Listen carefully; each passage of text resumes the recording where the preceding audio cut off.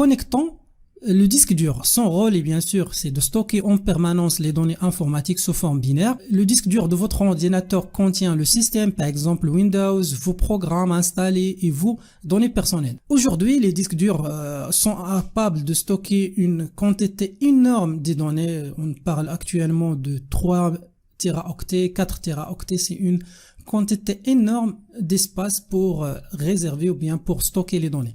Il existe généralement deux types de disques durs. Les disques durs classiques HDD, Hard Disk Drive, c'est un support magnétique permettant le stockage des données.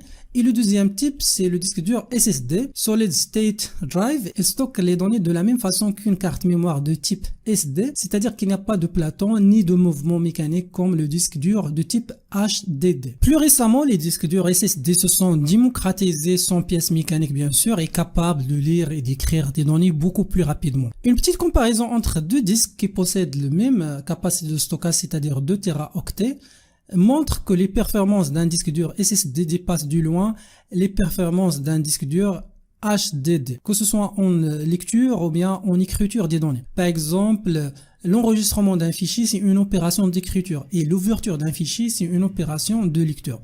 Ceci explique pourquoi les disques durs SSD sont beaucoup plus chers que les disques durs du type HDD. À cet endroit,